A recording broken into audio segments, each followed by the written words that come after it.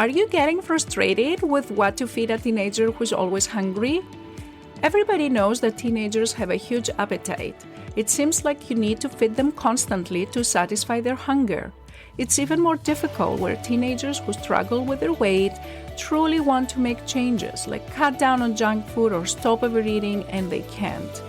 There's frustration, isolation, stress, and that's why I decided to create a recipe collection of 30 easy and healthy meals for teenagers.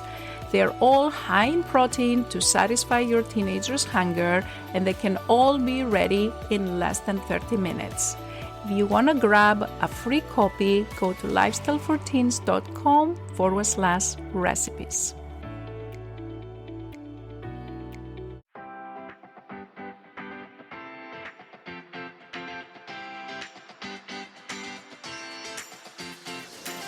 This is the Lifestyle and Weight Loss for Teens podcast.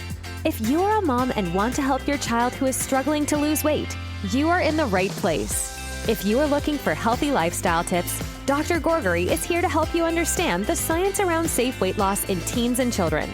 Because what works for adult weight loss is not always the best for children. This podcast is for educational purposes only. Dr. Gourgari does not provide medical, psychological, or nutrition therapy advice. You should not use this information to diagnose or treat any health problems without consulting your own medical practitioner. And now, your host, Dr. Jenny Gourgari.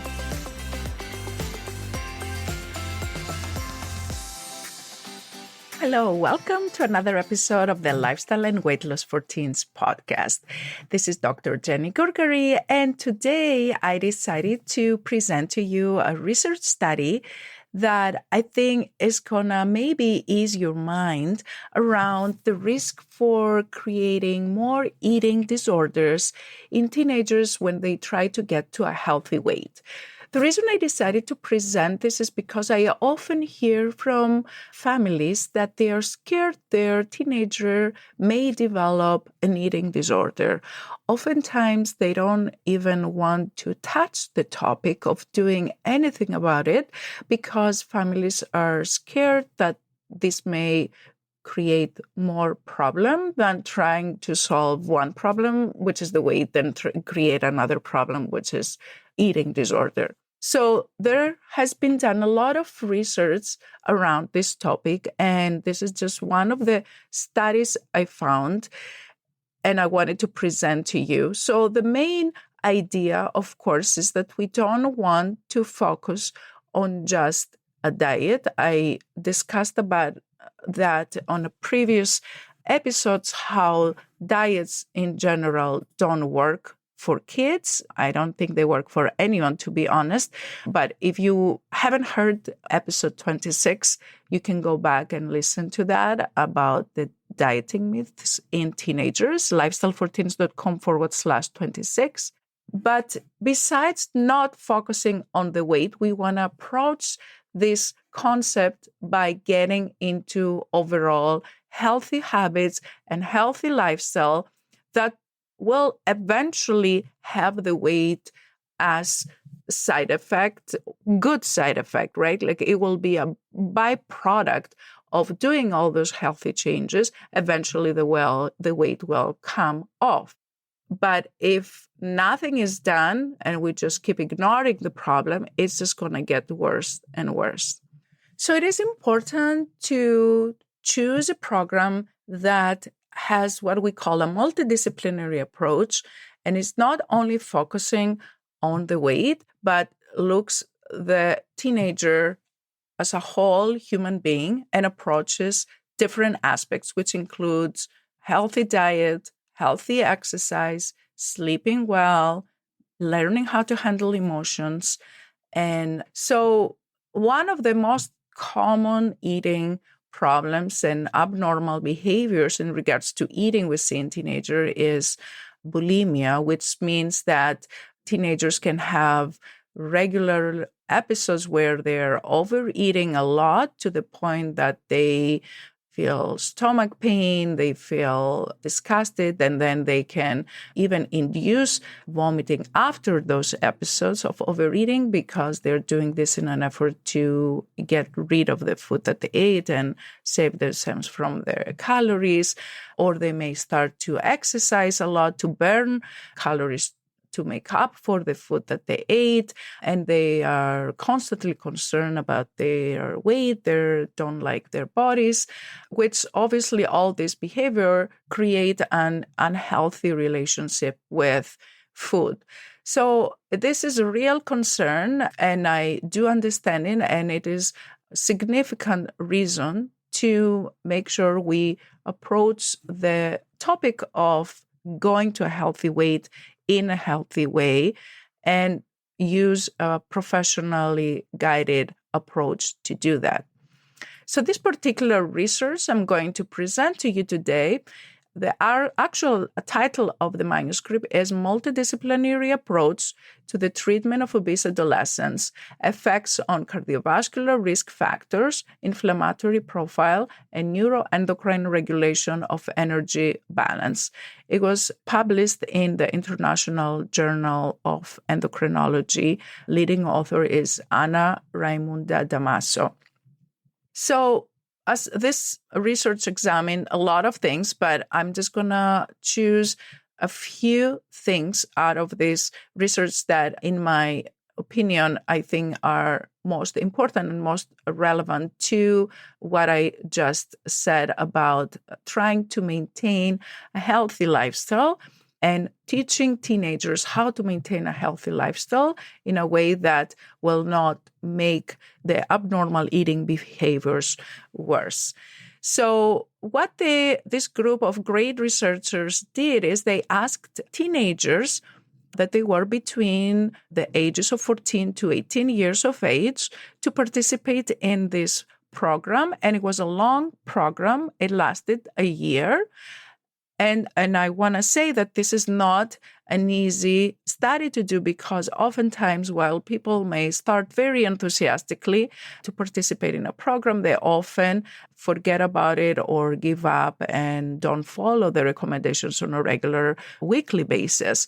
So they only used, at the end of their analysis of the results, they only used results for those adolescents that actually participated in 75% of all the program. And there were like about 20 people that drop out of this program, which is in some ways expected because they can have job or financial problems or school problems and different things that get in the way. But there was still like 75% of teenagers that participated. And so it was a total of 97 teenagers, 56 girls and 41 boys.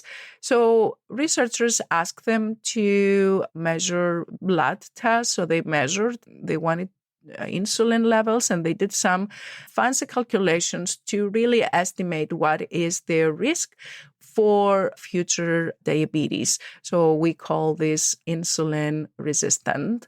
So they calculated their insulin resistance. They also looked at the percentage of their fat around their liver, because that is another complication of having a healthy weight is that you can have fat around your liver, and that can cause fatty liver and future problems with the liver. So they looked at that.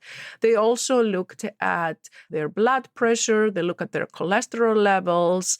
And they also asked them questions that had to do with evaluating what is their eating behavior at the beginning of the program. So they are validated questionnaires that they use. So they were looking to see what's the percentage of kids that had bulimia disorder. They also asked them to participate in regular physical activity. That physical activity was constituted of 60-minute sessions, 30-minute aerobic exercise, and 30-minute resistance exercise for a total of 180 minutes per week. This is a total of 3 hours per week.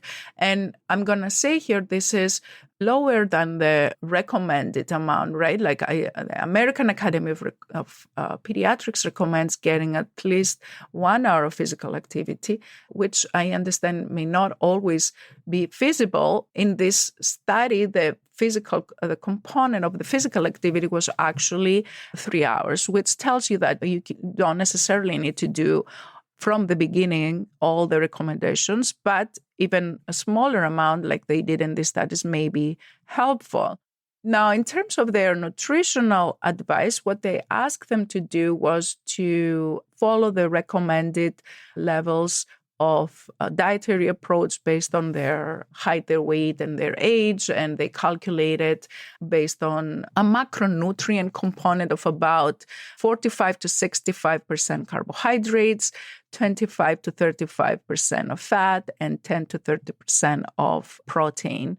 Once a week, the adolescents were going to classes where they were taught on different topics that were related to how they could improve on their food choices, and they were all receiving consultations about their food and what they should eat better, what they should do better so they can improve their eating habits. So the researchers also look for different psychological issues potentially, like problems with low self-esteem, with body image, with moodiness. And they were meeting weekly in a 1-year therapy support group to discuss different issues around those topics so the teenagers would feel supported in their journey. So this is the main structure of this program. I would say it was very well organized and structured, and it lasted about a year, as I mentioned. And of course, what are the results, which is the exciting part? I am happy to say that after putting all this effort, and remember, this is the results only on the teenagers that attending at least 75% of the program, which means they were the ones who were actually dedicated to the program and were going to the classes, were going to the meetings, were doing what they were supposed to do for the most part, even though they probably were not perfect. They found that the different variables in terms of their insulin resistance, their cholesterol, their blood pressure, their waist circumference, they improved. So the waist circumference improved from 62% that was initially abnormal to 14%.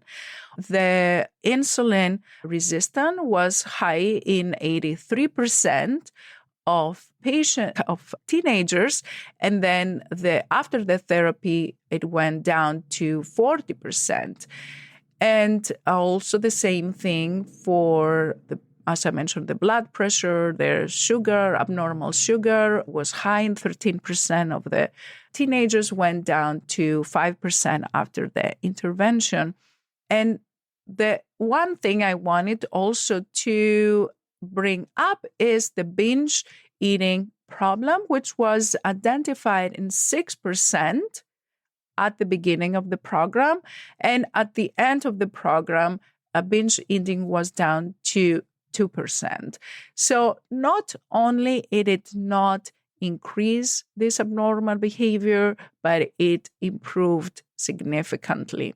So I guess the take-home message I would like to give based on this study is that very well, carefully designed, multidisciplinary team that approaches healthy lifestyle in teenagers in a well-organized way that targets healthy habits and not just focus on weight, but targets healthy nutrition, exercise, and psychological aspects and relationship with food can have beneficial effects without creating more eating disorders problems.